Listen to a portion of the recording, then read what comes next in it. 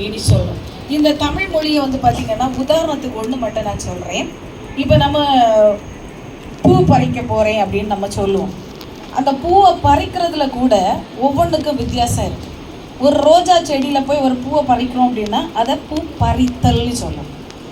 தரையில் ஒரு கொடியில் கிடக்கு, இல்லை சோறில் ஒரு கொடியில் கிடக்குன்னு வச்சுக்கோங்க. அந்த பூவை நம்ம பறிக்க போகக்கூடிய நேரத்தில் அதை வந்து என்ன செய்வோம் அப்படின்னா, நான் பூவை கிள்ளி எடுக்க போகிறேன்னு சொல்லுவாங்க. மரத்தில் கிடக்கக்கூடிய பூவை பறிக்கிறதுக்கு கொய்தல் அப்படின்னு சொல்கிறாங்க. அப்போ ஒரே ஒரு இந்த பூவை பறிக்கிறதுலே எத்தனை வித்தியாசம், என்னது வேறுபட்ட கோணங்கள் நமக்கு என்னது நிறைய இருக்குது. இதெல்லாமே தமிழ் மொழிக்குரியதாக என்னது சிறப்புகள். அது மட்டும் இல்லை, நம்ம ஒன்றும் இல்லை தடிக்கு கீழே விழுந்துட்டோம், இல்லை நமக்கு நல்லா வலிக்குது அப்படின்னா நீங்கள் என்ன சொல்வீங்க?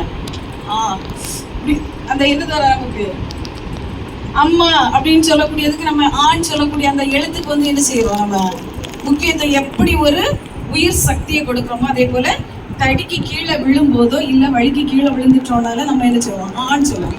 அதே ரொம்ப நம்ம கையில் ஒரு சூடு பட்டுச்சு, இல்லை ரொம்ப சாப்பாட்டில் காரமாக இருக்குன்னா என்ன செய்வீங்க, எப்படி வரும்? என்ன அந்த உச்சரிப்புல எது வருது, ஊவை பயன்படுத்தும். நல்லா சிரிக்கிறோம், எப்படி இருக்கோம், ஏன்னு நம்ம சிரிக்கும் போது